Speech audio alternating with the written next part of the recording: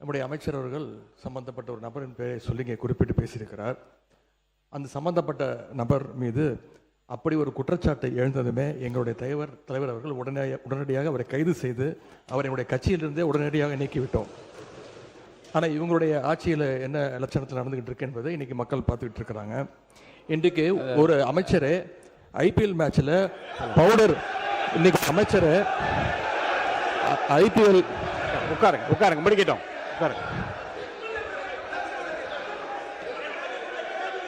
அவங்க குற்றச்சாட்டு வச்சா நான் குற்றச்சாட்டு வைப்பேன். எதுக்கு ஒன்னே ஒன்று சொல்கிறேன். உங்களுக்கு பேசுவதற்கு நான் அனுமதி அளிக்கிறேன். நியாயமான கருத்து எதிர்கருத்து இருந்தால் நான் சொல்ல அனுமதி அளிக்கிறேன்.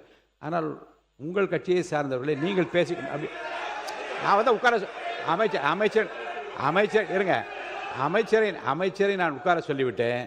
இல்லை ஒன்று இல்லை, நான் திரும்ப ஒன்று சொல்லுகிறேன்.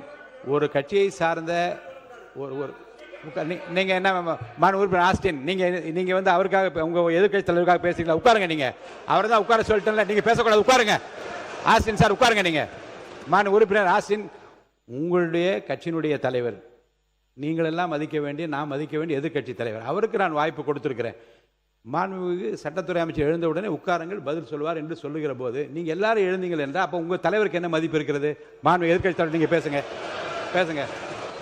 நீங்கள் பேசுங்க. மாண்புமிகு பேரவைத் தலைவர்களே, ஒரு அமைச்சரே ஐபிஎல் மேட்ச்சில் பவுடர் நுணுக்கிக்கிட்டு மாத்திரை நுணுக்குன்னு கதை விட்டார். அவர்கிட்ட உங்களுடைய காவல்துறை ஏதாவது விசாரணை நடத்துச்சா? அவர் மேலே ஏதாவது நடவடிக்கை எடுத்திருக்கீங்களா?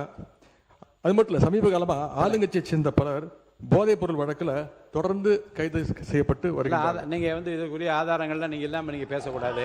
அமைச்சர் அவர்கள் பேசுறதுக்கு ஏதாவது ஆதாரம் கேட்டிருக்கீங்களா? அமைச்சர் அவர்கள் பேசுறதுக்கு ஏதாவது ஆதாரம் இருக்கா? நாங்கள் உடனடியாக கைது செய்யப்பட்டிருக்கோம், அவர் கட்சியிலிருந்து நீக்கியிருக்கிறோம். உங்களுடைய அமைச்சர் ஐபிஎல் மேட்ச்சில் பவுடர் நொடுக்கிட்டு இருந்ததை இன்றைக்கு உலகமே பார்த்துச்சு. பல்வேறு விமர்சனங்கள் வந்துச்சு. குழந்தைக்கு மாத்திரை கொடுத்தேன்னு கதை விட்டாரு. அதற்காக ஏதாவது விசாரணை நடத்தியிருக்கிறீங்களா?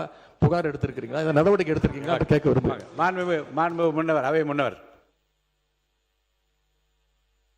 மாண்பு பேரவைத் தலைவர் அவர்களே, மாண்பு எதிர்க்கட்சி தலைவர்கள் குற்றச்சாட்டுகள் சொல்வதற்கு முன்னால் ஒன்றின் பின் ஒன்றாக பல குற்றச்சாட்டுகள் இங்கே சொன்னார்கள்.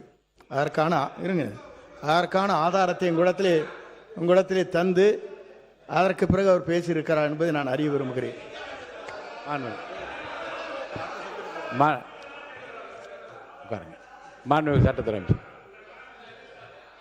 மாண்புமிகு பேரவைத் தலைவர்களே, நான் குறிப்பிட்ட அந்த போதை கடத்தல் மன்னன் ஜாவத் சாதிக் சம்பந்தப்பட்ட எந்த பெயரையும் நான் சபை நாகரிகம் கருதி சொல்லவில்லை.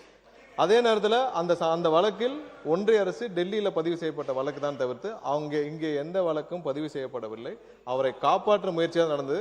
இவர்கள் தேவைப்பட்டால் யாருடன் எந்தெந்த வகையில் புகைப்படம் எல்லாம் அப்போது சமூக வலைதளத்தில் எல்லாத்திலும் வெளியானுச்சு. சபை நாகரிகம் கருதி நான் அதை வெளியிடவில்லை, யாருடைய பெயரையும் குறிப்பிடவில்லை. அதை அவர்கள் இத்தோடு நிறுத்திக் கொண்டால் நல்லது. கண்டிப்பாக நம்மளுடைய அரசு எந்த வகையிலும் போதைப் பொருள் கடத்தலை தடுக்கவும் போதைப் பொருட்களை தடுக்கவும் தான் முதலமைச்சர் உத்தரவிட்டுள்ளார். இல்ல இந்த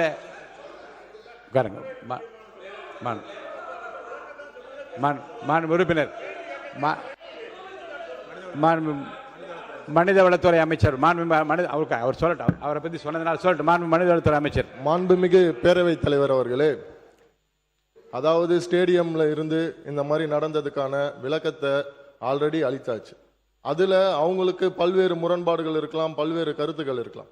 அப்படி இவங்க சொல்றாங்கன்னா அந்த சமயத்துல திராவிட முன்னேற்ற கழகத்தின் ஆட்சி தான் நடந்தது. அப்போ ஸ்டேடியம் வாசல்ல இருந்து இவங்கெல்லாம் அந்த மாதிரியான போதைப் பொருள் வித்தாங்கன்னு சொல்லி ஒத்துக்கிறாங்களா? அப்போ அதனால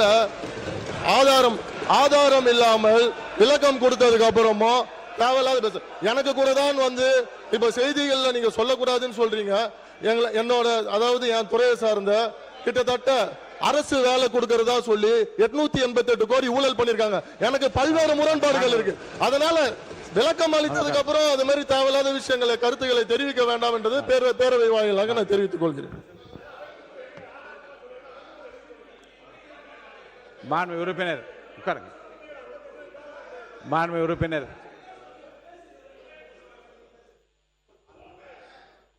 பேரவைத் தலைவர் அவர்களே, அவரை பற்றி குற்றச்சாட்டு சொன்னால் அதற்கு பதில் சொல்லிட்டார்.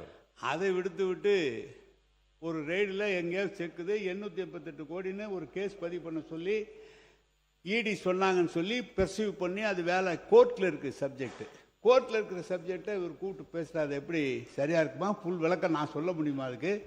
எனவே அதை அவை குறிப்பிலிருந்து நீக்க வேண்டும். 1. 2, அவரை பற்றி சொன்னதுக்கு நீங்கள் பதில் சொல்லுங்க. அதை விட்டுட்டு ஏன்டானா நீங்கள் மற்றவனை பற்றி பேசியிருக்கீங்க. உன்னை நீங்கள் எடுத்தீங்களே அந்த காரில் தண்ணீங்களே அது என்னன்னு சொல்லுங்க. பள்ளிக்கல்வித்துறை அமைச்சர்